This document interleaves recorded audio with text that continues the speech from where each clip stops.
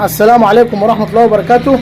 أحبائي وأعزائي متابعين قناة المهندس أحمد عاطف الصعيدي، أهلا ومرحبا بكم. موضوعنا النهاردة يا شباب هو إزاي هنجرب السرينة دي يا شباب، وهعرفك إزاي هتوصلها. دي سرينة للستوب وسرينة للرجوع للخلف. تمام، صوت فيها 3 أصوات يا شباب.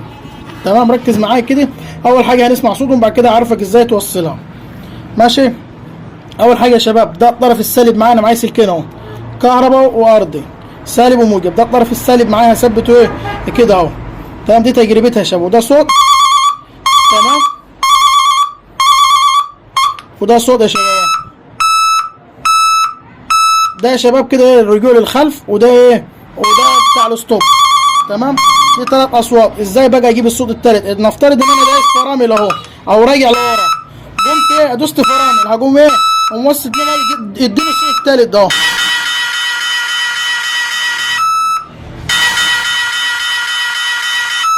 تمام، لو انا راجع لورا ودوست فرامل اديني ايه صوتين، يبقى التالت الغريب اللي انت سمعته ده اهو.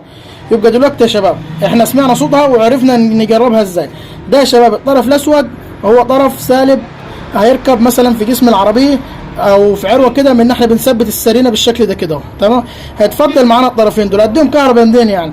من البطاريه طبعا لا، هقوم جايب طرف من الستوب، من اللمبه بتاعت الستوب، من الفانوس، هطلع السلك بتاعها بلمبه اختبار. تمام، وهطوله على المكان اللي انا هثبت فيه السرنج دي، وهربط فيه ايه بتاعت الستوب. ويجي بقى انا بتاع الرجوع للخلف المرشدين، هقوم ايه برضو واخده نفس الفكر. تمام، كده هيشتغل معايا ستوب والرجوع للخلف.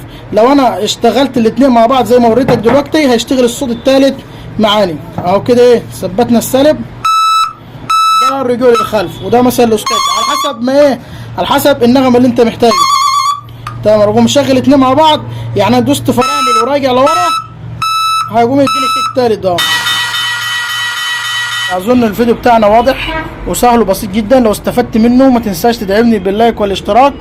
وفي اخر فيديو اقول لك شكرا على المتابعه، والسلام عليكم ورحمه الله وبركاته، وانتظرني في القادم باذن الله تعالى.